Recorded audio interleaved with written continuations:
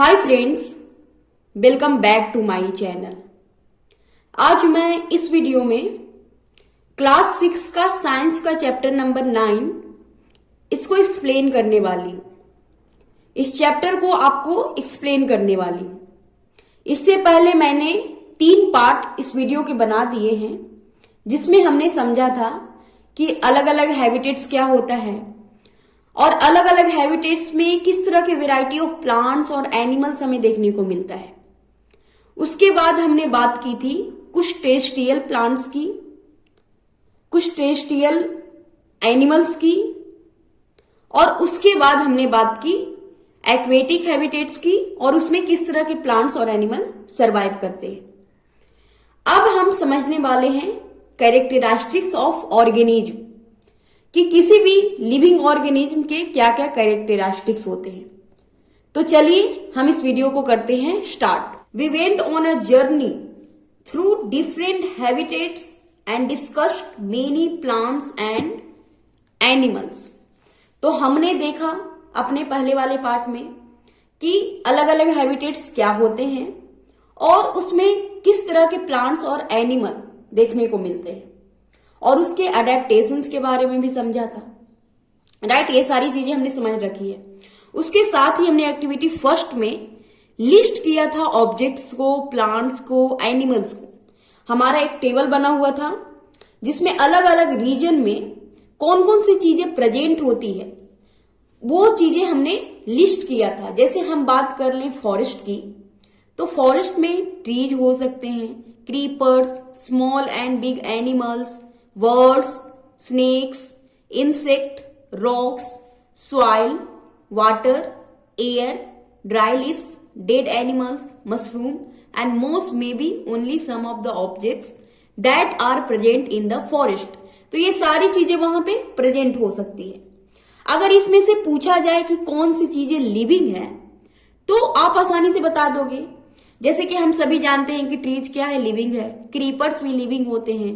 Creeper आप जानते हो, अच्छे से समझते हो कि क्रीपर्स क्या होते हैं। हमने पिछले चैप्टर में ये समझा रखा है। Small and big animals, words, snake, insect, ये सारी चीजें जो आएगी वो लिविंग थिंग्स में आएगा। दूसरी तरफ हम बात करें कि नॉन लिविंग थिंग्स क्या होंगे, तो rocks, soil, water, air, dry leaves, dead animals, mushroom, ये सारा जो चीज है ना, वो नॉन लिविंग में आएगा। राइट, तो अगर हम अपने आसपास भी देखें कि कितनी चीजें प्रेजेंट होती है, तो उनमें से कुछ आपको लिविंग मिल जाएंगे और कुछ आपको नॉन लिविंग मिल जाएंगे। लिविंग क्या होता है? लिविंग जो अलाइव होता है वो लिविंग में आता है, जो अलाइव नहीं होगा वो नॉन लिविंग में आएगा। राइट, जैसे हम बात कर ले चेयर और टेबल की, तो वो हम सभी जानते हैं कि वो अलाइव नहीं है और वो नॉन लिविंग में आएगा। राइट, तो देखिए एक पहेली है, जो पहेली को एक राइम मिला है, उसे एक राइम पढ़ने को मिला है। देखिए कितना ये इंटरेस्टिंग राइम है। Set the table to the chair, you can hardly be aware. Table है जो चेयर से कह रहा है कि तुम्हें मुश्किल से पता है। How I suffer from the heat, मुझे कितनी हीट लगती है, मेरे पैरों में कितनी हीट लगती है। Right, if we took a little walk we might have a little talk. अगर हम थोड़ा सा वॉक कर पाते तो हम थोड़ा सा हम दोनों टॉक कर पाते। राइट, उसके बाद देखिए क्या बोलती है, टेबल बोलती है चेयर से, set the chair to the table, now you know we are not able. तुम जानते हो कि हम इसके लायक नहीं हैं। हम ना तो टॉक कर सकते हैं, ना ही वॉक कर सकते हैं। राइट, और कैसी मूर्खतापूर्वक तुम बातें कर रहे हो, हम सभी जानते हैं कि हम ये नहीं कर सकते हैं। तो उसके बाद टेबल बोलती है, it can do no harm to try.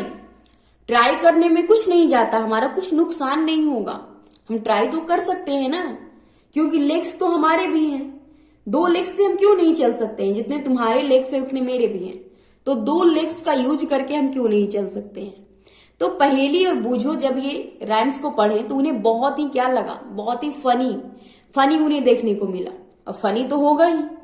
हम सभी जानते हैं कि टेबल और चेयर है जो नॉन लिविंग है, वो अलाइव नहीं है, और ना ही वो वॉक कर सकता है, ना ही वो टॉक कर सकता है, और उसे कोई प्रॉब्लम से सफर वो कर ही नहीं सकता है ना।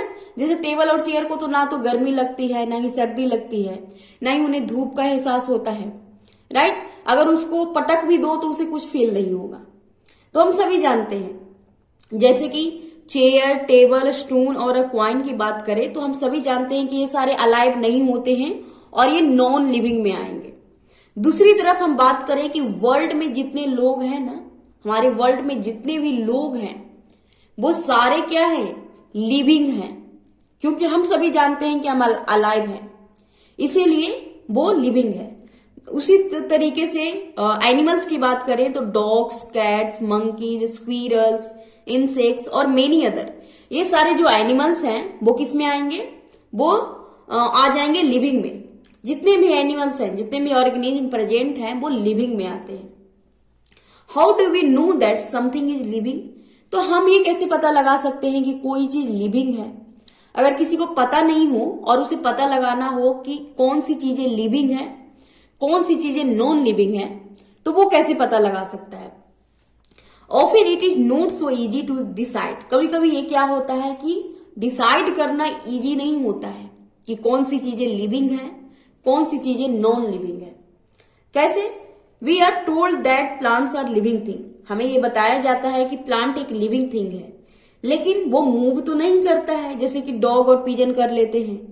कभी प्लांट को आप मूव करते हुए तो नहीं देखे हो कि एक जगह से दूसरी जगह जा रहा है। सोचिए ये कितना इंटरेस्टिंग होता है अगर प्लांट चलने लगते तो, लेकिन ऐसा नहीं होता है। प्लांट कभी वो वॉक नहीं करते हैं, ना ही वो एक प्लेस से दूसरे प्लेस पे जाते हैं, राइट। दूसरी तरफ हम बात करें कार और बस की, तो कार और बस तो मूव कर लेते हैं, राइट। दूसरी तरफ ये भी कहा जाता है, लेकिन फिर भी कार और बस को नॉन लिविंग थिंग्स में कंसीडर किया जाता है। प्लांट और एनिमल्स की बात करे तो वो ग्रो होते हैं। हम सभी जानते हैं कि वो ग्रो होते हैं, इसलिए बोला जाता है कि वो लिविंग है। लेकिन क्लाउड्स जो स्काई में होते हैं वो भी ग्रो करते हैं, तो है ना कंफ्यूजन। फिर भी हम क्लाउड्स को नॉन लिविंग थिंग्स में कंसीडर करते हैं, तो ये थोड़ी सी क्या हो गया, कंफ्यूजन वाला चीज हो गया यहाँ पे। अब हम ये कैसे डिसाइड करें कि कौन सी चीजें लिविंग है, कौन सी चीजें नॉन लिविंग है, right. You are a wonderful example of a living being. तो हम सभी जानते हैं, आप और मैं, जितने भी दुनिया में लोग हैं, सारे क्या हैं, लिविंग थिंग्स हैं। अब आप बताइए कि आप में ऐसी कौन सी चीजें हैं जो आपको लिविंग बनाती है? तो आप बोलोगे कि हम सांस लेते हैं, हमें खाने की जरूरत होती है, हम बहुत सी चीजें करते हैं। तो कुछ कॉमन कैरेक्टरिस्टिक होते हैं किसी भी लिविंग थिंग्स के, जिसके बेस पे हम ये कह सकते हैं कि कौन सी चीजें लिविंग है और कौन सी चीजें नॉन लिविंग है। तो अब हम देखने वाले हैं कैरेक्टरिस्टिक्स ऑफ ऑर्गेनिज्म। देखिए, फर्स्ट है, do all living things need food? क्या सारे लिविंग थिंग को फूड की जरूरत होती है? तो हम सभी जानते हैं कि ह्यूमन बीइंग है जो बेस्ट एग्जाम्पल है लिविंग थिंग, और हमें फूड की जरूरत होती है। सोचो कि अगर आप फूड नहीं खाओगे कुछ दिनों तक तो आपकी क्या हालत हो जाएगी। हो सकता है कि आप अलाइव भी न रहो कुछ दिनों के बाद। तो हम सबको फूड की जरूरत होती है, और हमने चैप्टर फर्स्ट और सेकंड में समझ रखा है फूड की इंपॉर्टेंस, फूड कितनी जरूरी होते हैं, कितने न्यूट्रिएंट्स होते हैं अलग अलग फूड में, और हमें फूड की जरूरत होती है, सारे न्यूट्रिएंट्स की जरूरत होती है। उसी तरीके से प्लांट भी है जो फोटोसिंथेसिस के जरिए वो अपना फूड प्रिपेयर करता है, तो उन्हें भी फूड की जरूरत होती है। एनिमल्स होते हैं जो डिपेंड होते हैं प्लांट्स पे, या फिर वो दूसरे एनिमल्स पे डिपेंड होते हैं। तो इसका मतलब है कि जितने भी लिविंग थिंग्स हैं उन्हें फूड की जरूरत होती है। फूड उन्हें एनर्जी देता है जो उन्हें ग्रो होने के लिए, काम करने के लिए जरूरी होते हैं, और जितनी भी लाइफ प्रोसेसेज होती है ना अंदर बॉडी के अंदर, उसके लिए हमें एनर्जी की जरूरत होती है, और एनर्जी हमें मिलता है फूड से। तो इसका मतलब फर्स्ट कैरेक्टरिस्टिक्स यही है कि जितने भी लिविंग थिंग्स हैं उन्हें फूड की जरूरत होगी। दूसरा है, do all living things show growth? क्या सारे लिविंग थिंग को ग्रोथ होती है, ग्रोथ दिखाते हैं? तो आप सभी अच्छे से जानते हो कि आपके जो 4 साल पहले के कपड़े होंगे वो अभी आपको फिट नहीं आ रहे होंगे। और अगर आपको नहीं पता है तो आप 4 साल पहले अगर कोई पुराना कपड़ा रखा हुआ हो आपके घरों में तो आप उसको पहन के देखो कि आपको अच्छे से फिट नहीं आएगा। तो इसका मतलब है कि आप जो 4 साल पहले थे वो आप चेंज हो गए हो, आपकी साइज बढ़ रही है और आपको पता भी नहीं चल रही है, और आप रोज ही ग्रो हो रहे हो, every day you are growing. जितने ह्यूमन बींग्स हैं ना वो ग्रो होते हैं। जैसे कि आप यहाँ पे पिक्चर में दिखाया गया है कि छोटा बच्चा रहता है, वो बड़ा होता है, फिर इतना बड़ा होता है, फिर थोड़ा सा चलने लगता है, फिर थोड़ा सा बड़ा होता है, और फिर वो एडल्ट में चेंज हो जाता है। तो इस तरह से जितने ह्यूमन बींग है ना वो ग्रो होते हैं टाइम के साथ साथ। अगर हम बात करें एनिमल्स की तो एनिमल्स भी चेंज होते हैं। जैसे कि डॉग के जो बच्चे होते हैं छोटे छोटे, वो बड़े होकर एडल्ट्स में चेंज हो जाते हैं।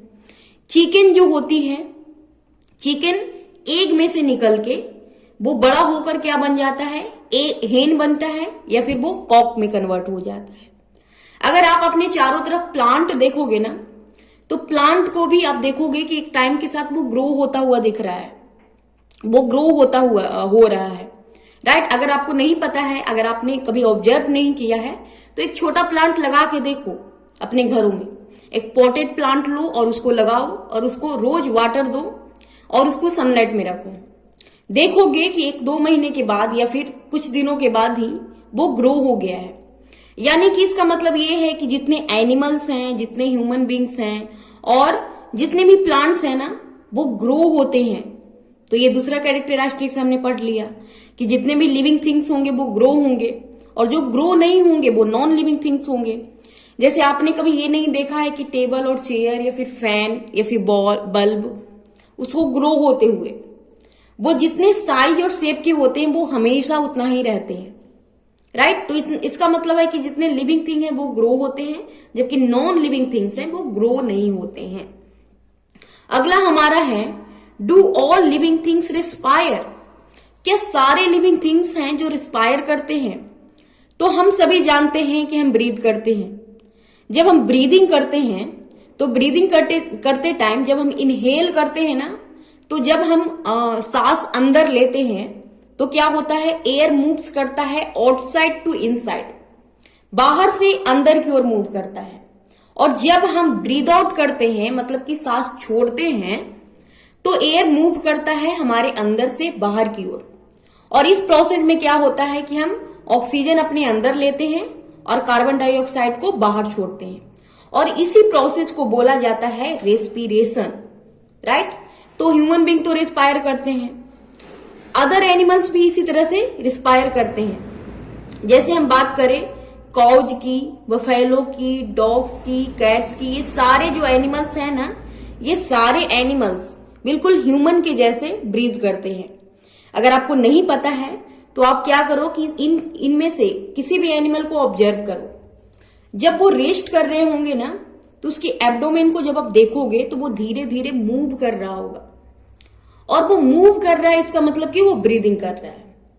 तो इसका मतलब है कि सारे एनिमल्स हैं, ह्यूमन बींग्स हैं, वो रिस्पायर करते हैं, राइट। अब जो रेस्पिरेशन का जो प्रोसेस है, रेस्पिरेशन को प्रोसेस है अदर एनिमल्स में अदर तरह के होता है। उनका जो मैकेनिज्म है रिस्पायर करने का वो अलग अलग होता है। Respiration is necessary for all living organism. जो रेस्पिरेशन है वो सारे लिविंग ऑर्गेनिज्म के लिए बहुत ही जरूरी है। कैसे जरूरी है? क्योंकि जब हम रेस्पिरेशन करते हैं ना तो वहां से हमारी बॉडी को एनर्जी मिलती है। एनर्जी जब हम फूड लेते हैं और रेस्पिरेशन करते हैं, तो जब हम ऑक्सीजन अपने अंदर लेते हैं तो फूड और ऑक्सीजन दोनों मिलकर एनर्जी में कन्वर्ट हो जाता है, जो एनर्जी हमारी ग्रोथ के लिए और भी चीजों के लिए बहुत जरूरी होते हैं। तो इसका मतलब जितने भी लिविंग थिंग्स हैं उन्हें रेस्पिरेशन की जरूरत होती ही होती है। सारे एनिमल्स में मैकेनिज्म अलग अलग होता है। जैसे अर्थवॉर्म की बात कर लो तो वो ब्रीथ करता है अपने स्किन से, उसका स्किन होता है उससे ही ब्रीथ करता है। फिश में गिल्स प्रेजेंट होते हैं, जो वाटर में ऑक्सीजन डिजॉल्व होता है उसको ऑब्जर्व करता है गिल्स के जरिए। ये हमने पहले भी पढ़ रखा है कि वो गिल्स के जरिए ब्रीथ करती है, राइट। तो क्या प्लांट भी रिस्पायर करता है?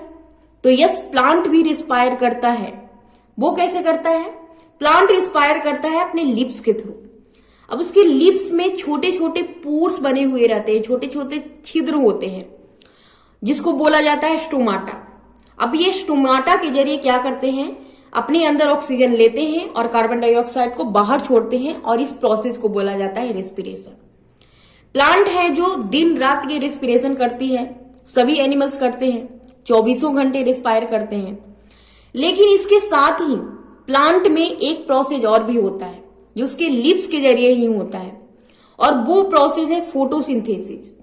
फोटोसिंथेसिस के जरिए वो क्या करता है कि सनलाइट के प्रेजेंट में और कार्बन डाइऑक्साइड और एयर जब उसको मिलता है तो वो अपने लिप्स के द्वारा क्या करता है? फोटोसिंथेसिस करता है, जिसके जरिए वो अपना फूड बनाता है।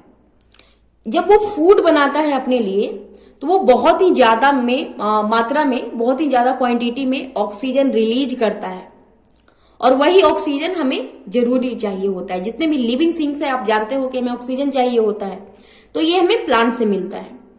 अब ये जो प्लांट है वो सिर्फ दिन के टाइम में ही रेस्पिरेशन करता है, सिर्फ दिन के टाइम में ही फोटोसिंथेसिस करता है। तो इसका मतलब है कि सिर्फ दिन के टाइम में ही ऑक्सीजन रिलीज करेगा। इसलिए बोला जाता है कि रात में प्लांट के पास नहीं रहना चाहिए, क्योंकि रात में वो फोटोसिंथेसिस नहीं कर रहा होता है, और जब वो फोटोसिंथेसिस नहीं कर रहा होता तो रेस्पिरेशन कर रहा होता है। रेस्पिरेशन तो दिन और रात दोनों करेगा। तो जब वो रेस्पिरेशन करता है तो वो कार्बन डाइऑक्साइड को बाहर निकाल रहा होता है, ऑक्सीजन तो निकाल नहीं रहा होता है। तो इसमें क्या करता है? वो हमारी बॉडी को हार्म करता है, क्योंकि कार्बन डाइऑक्साइड हमारी बॉडी को हार्म पहुंचाता है। इसलिए रात में पेड़ों के पास हमें नहीं जाना चाहिए, नहीं रहना चाहिए ज्यादा टाइम तक, राइट। तो फोटोसिंथेसिस के जरिए क्या होता है? ऑक्सीजन ज्यादा रिलीज करता है, और जितना ऑक्सीजन वो यूज करता है रेस्पिरेशन में, खुद भी ऑक्सीजन यूज करता है, अपने अंदर लेता है, तो जितना ऑक्सीजन वो यूज करता है उससे कहीं ज्यादा वो ऑक्सीजन हमें देता है। इसलिए बोला जाता है कि ज्यादा से ज्यादा हमें प्लांट्स लगाने चाहिए, क्योंकि प्लांट्स हमारे लिए बहुत ज्यादा जरूरी है। प्लांट से ही हमें ऑक्सीजन मिलता है। प्लांट है तो हम सब हैं, जितने लिविंग थिंग्स हैं वो सब हैं, राइट। तो इसलिए हमें ज्यादा से ज्यादा प्लांट लगाना चाहिए। अगला हमारा है, do all living things respond to stimuli? क्या सारे लिविंग थिंग्स हैं वो रिस्पॉन्ड करते हैं स्टिमुलाई को? तो देखिए ये क्या होता है स्टिमुलाई। जैसे कि अगर आप खाली पैर चल रहे हो, बेयर फुट चल रहे हो, और आपके पैरों में कांटा चुभ जाए, तो जब आपके पैरों में कांटा चुभ जाता है तो आप क्या करते हो? आप रिस्पॉन्ड करते हो। जो चेंजेस हुई आपकी बॉडी में, आपको दर्द होगा तो आप रिस्पॉन्ड करोगे, अचानक से करोगे। जैसे कांटा चुभता है हम चिल्लाने लगते हैं, मतलब चिल्लाते तो नहीं है लेकिन एक कुछ आवाज निकल जाता है, राइट। तो इसी को बोलते हैं क्या करना? रिस्पॉन्ड करना स्टिमुलाई को। दूसरी तरफ बात करें कि अगर आपको क्या हो, भूख लगी हो या फिर भूख नहीं भी लगी हो, और आपके सामने आपका फेवरेट फूड आ जाए, तो फेवरेट फूड को देखते हो कि कभी कभी हमारे मुंह में ना पानी आने लग जाते हैं, या फिर हमें बहुत ही खाने का मन करने लग जाता है, राइट। तो ये भी हम रिस्पॉन्ड करते हैं स्टिमुलाई को। दूसरी तरफ हम बात करें कि अगर हम अंधेरे कमरे में हैं और अचानक से हम लाइट में चले जाएं, बहुत ही ब्राइट लाइट में चले जाएं, तो हमारी आंखें देखते हो कि क्या होने लगती है? शट डाउन होने लगती है। ये ज्यादातर क्या होता है? सन के लाइट में होता है। ज्यादातर हमारी आंखें ऑटोमेटिकली शट डाउन होने लगती है। तो ये सारी जो चेंजेस होती है हमारी बॉडी में, उस सराउंडिंग में जो चेंज होते हैं जिसके कारण हम रिस्पॉन्ड करते हैं, उसी को बोला जाता है क्या? स्टिमुलाई को रिस्पॉन्ड करते हैं। जैसे आपको मारा जाए, आपको कोई मारेगा तो आपको चोट लगेगी, तो आप रिस्पॉन्ड करोगे, राइट। तो जितने भी लिविंग थिंग्स होते हैं वो रिस्पॉन्ड करते हैं, और इसी को बोला जाता है कि वो स्टिमुलाई को रिस्पॉन्ड करते हैं। अगर एनिमल्स की बात करो तो एनिमल्स भी रिस्पॉन्ड करते हैं। जैसे कि अगर कोई एनिमल्स है, उसको आप फूड दोगे ना, तो देखोगे कि जैसे ही आप उसको फूड दोगे, फूड देखेगा तो वो एक्टिव हो जाएगा, राइट। एक्टिव हो जाएगा, बहुत ही एक्टिव हो जाएगा। दूसरी तरफ वाइल्ड एनिमल्स की बात करें तो वाइल्ड एनिमल पे जब ब्राइट लाइट फ्लैश किए जाते हैं तो वो क्या करने लगता है? वो भागना शुरू कर देता है। कॉकरोच जब हमारे किचन में होता है तो देखते हो कि जब डार्क प्लेस होता है, वहां पे लाइट ऑफ रहती है, तो सारा कॉकरोच निकला हुआ रहता है बाहर। लेकिन जैसे ही हम लाइट को ऑन करते हैं वो हाइड होना स्टार्ट हो जाता है। तो ये सारे जो हैं वो क्या कर रहे हैं? स्टिमुलाई को रिस्पॉन्ड कर रहे हैं। उन्हें भी पता है जैसे ही किसी वर्ड्स के पास जाओ धीरे धीरे तो वो भाग जाएगी, राइट, उन्हें पता चल जाता है।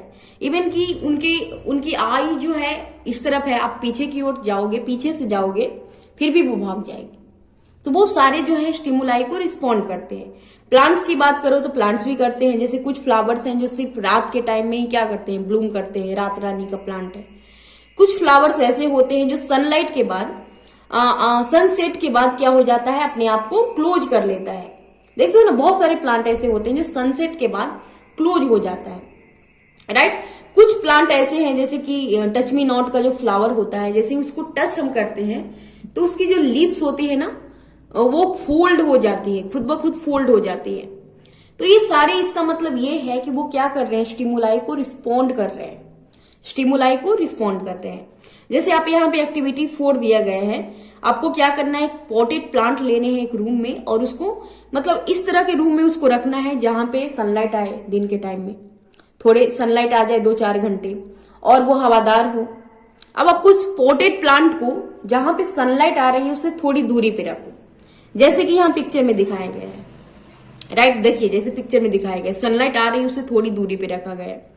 इसको जब हम रेगुलर पानी देते हैं तो जब ये ग्रो होना स्टार्ट होगा, एक टाइम के बाद वो ग्रो होगा, तो देखोगे कि वो अपराइट नहीं जा रहा है, वो सन की ओर मुड़ रहा है, टर्न हो रहा है। इधर देखिए आप, इस तरफ मुड़ रहा है।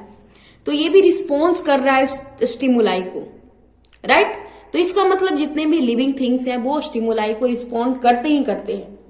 प्लांट्स में हमें पता नहीं चलता है, लेकिन फिर भी वो दिखाता है, रिस्पॉन्ड वो करता है। तो इसका मतलब जितने लिविंग थिंग्स है वो रिस्पॉन्ड करते हैं स्टिमुलाई को, जबकि नॉन लिविंग थिंग्स नहीं करेंगे। अगला हमारा है लिविंग ऑर्गेनिज्म एंड एक्सक्रीशन। हम सभी जानते हैं कि हमें फूड की जरूरत होती है, सारे लिविंग थिंग्स को फूड की जरूरत होती है। तो जितने फूड हम खाते हैं उसमें से कुछ पार्ट तो हम यूज कर लेते हैं एनर्जी के लिए, लेकिन कुछ पार्ट है जो अनडाइजेस्टेड रह जाता है, और वो क्या हो जाता है कि हम उसको एज अ वेस्टेज निकाल देते हैं, राइट। जैसे कि हम वाटर भी लेते हैं ना, तो वाटर भी हम स्वेट के फॉर्म में, यूरिन के फॉर्म में निकाल देते हैं, और इस प्रोसेस को बोला जाता है एक्सक्रीशन। इस प्रोसेस को बोलते हैं एक्सक्रीशन। जो भी लिविंग ऑर्गेनिज्म में ये प्रोसेस होता है, जिसके जरिए उसकी जितनी भी वेस्टेज होती है वो निकल जाती है, उस प्रोसेस को बोला जाता है एक्सक्रीशन। अब ये प्लांट में भी होता है, तो आप बोलोगे कि प्लांट में तो हम नहीं देखते हैं कि वो वेस्ट निकाल रहा है।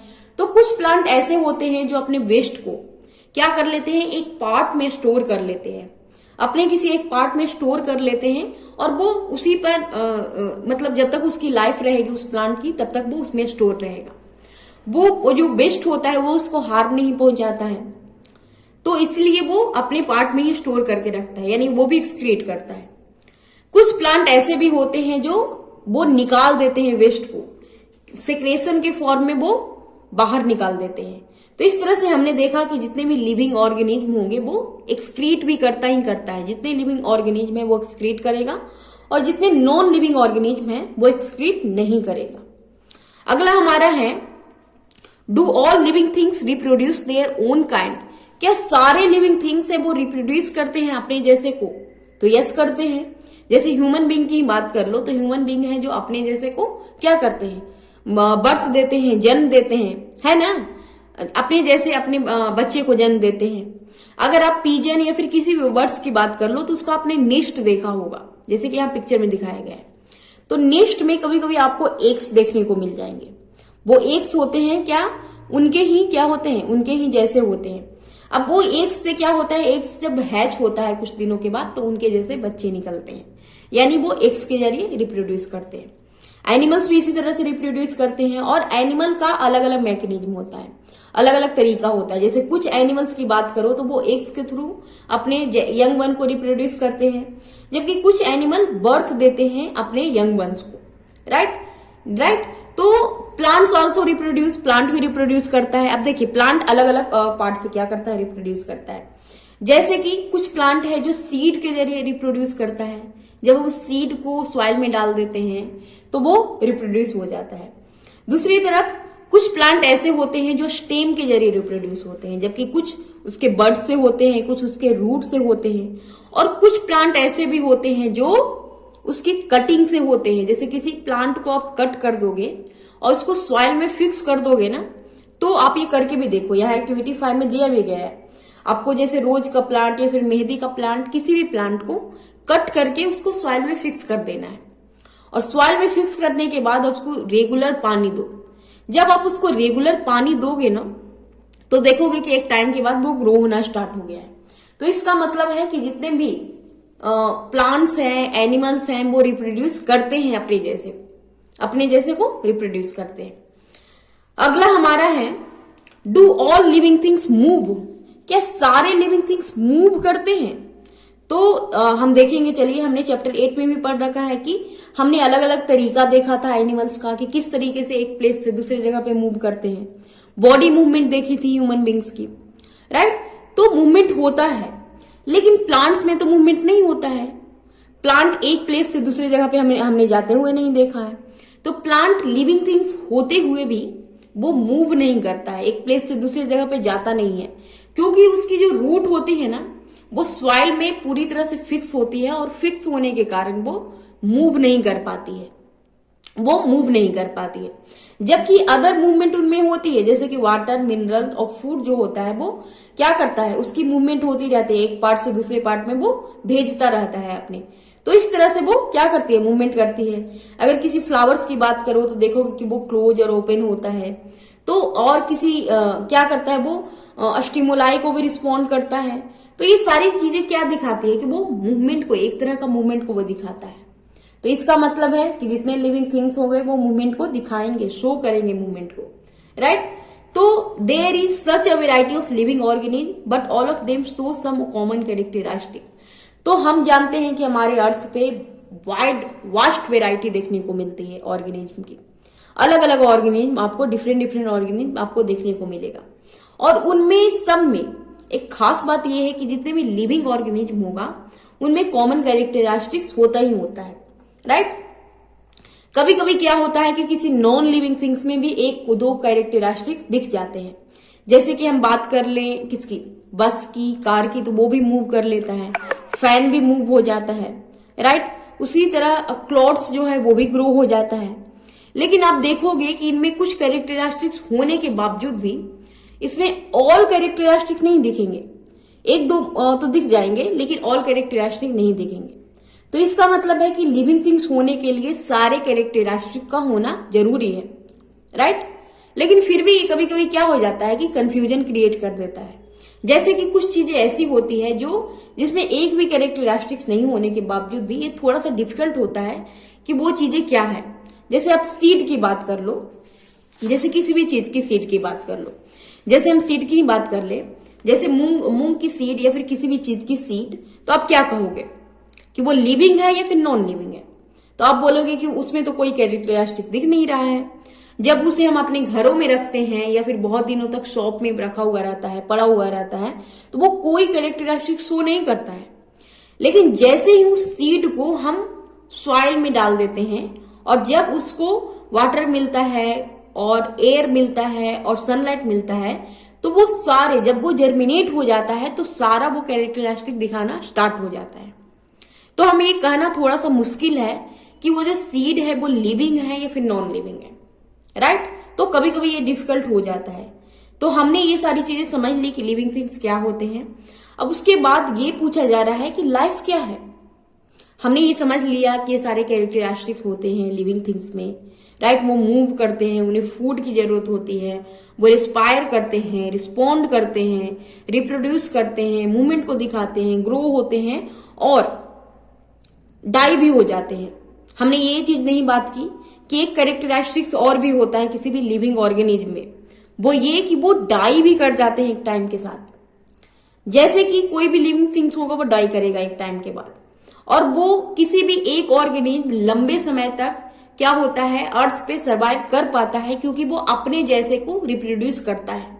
जैसे ह्यूमन बीइंग है जो अपने जैसे को रिप्रोड्यूस करते हैं और वो बाद में डाई कर जाते हैं, तो उनकी जो जनरेशन होती है लंबे समय तक चलती रहती है। तो इस तरीके से कोई भी ऑर्गेनिज्म क्या करेगा, लंबे समय तक वो जिंदा रहेगा। अगर वो अपने जैसे को रिप्रोड्यूस करना बंद कर दे तो वो सरवाइव नहीं कर पाएगा, उसकी प्रजाति खत्म हो जाएगी। तो एक कैरेक्टरिस्टिक ये भी है कि वो डाई भी करता है एक टाइम के बाद। अब ये पूछा जा रहा है कि लाइफ क्या है, लाइफ क्या है। तो जब आप क्या करो कि एक जो व्हीट का जो बोरा होता है ना, आप कभी कभी बोरे में बहुत सारा व्हीट रखा हुआ रहता है, व्हीट जो गेहूं होता है, अब उसके अंदर जब हाथ को डालोगे, अपने हैंड को डालोगे, तो आपको वार्म फील होगा। अब बताइए कि वो वार्म कहां से आ रहा है, आपको कोल्ड प्लेस में भी वो वार्म फील होगा आपको। तो इसका मतलब ये है कि उसमें जो हीट है वो ये इंडिकेट कर रहा है कि वो भी रिस्पायर कर रहा है, सीड भी रिस्पायर कर रहा है। हमने समझा कि सीड जो है जब हम उसको मिट्टी में डालते हैं तो वो उसमें से लाइफ प्रोसेस स्टार्ट हो जाती है। तो आप देख सकते हो कि उसकी जो एक सीड जो है उसमें लाइफ प्रोसेस स्टार्ट नहीं हुई है पूरी तरह से, लेकिन फिर भी वो रिस्पायर कर रहा है, तो कुछ कैरेक्टरिस्टिक को वो शो कर रहा है। तो ये कहना तो थोड़ा सा मुश्किल है कि लाइफ क्या है, लेकिन जब हम अपने आसपास देखते हैं, अपनी पूरी सराउंडिंग को देखते हैं, इतनी वास्ट वैरायटी देखते हैं प्लांट्स की, एनिमल्स की, डिफरेंट डिफरेंट फ्लावर्स की, अलग अलग चीजों की, वेजिटेबल की, फ्रूट्स की, अलग अलग ऑर्गेनिज्म की, तो हम ये कह सकते हैं कि लाइफ बहुत ही ब्यूटीफुल है, राइट। नदियों को देखते हैं, सनलाइट को देखते हैं, एयर को देखते हैं, तो ये सारी चीजें, एयर को तो देखते नहीं है, फील करते हैं। तो ये सारी चीजों के बाद हम ये कह सकते हैं कि लाइफ बहुत ही ब्यूटीफुल है, और ये रियली भी ब्यूटीफुल है, और लाइफ प्रीसियस भी है, क्योंकि ये हमारे पास लिमिटेड टाइम है। तो इसीलिए हमें ज्यादा से ज्यादा समझने की कोशिश करनी चाहिए कि लाइफ क्या है, एक्चुअली में लाइफ क्या है, हम क्यों यहाँ आए हैं, हमारा पर्पस क्या है। ये सारी चीजें आपको समझने की कोशिश करनी चाहिए। ये आपको दिमाग में ये क्वेश्चन आना चाहिए कि हमारा पर्पस क्या है, हम क्यों यहाँ पे हैं, राइट। तो आई होप कि ये वीडियो आपको समझ में आया है। Thank you for watching my video. अगर आपको इसी तरह के वीडियो चाहिए तो मेरे चैनल को प्लीज सब्सक्राइब कर ले, क्योंकि मैं जितने भी 6th क्लास के बुक्स हैं वो आपको एक्सप्लेन करके अपने चैनल पे अपलोड करती रहूंगी। So thank you for watching my video. Thank you very much.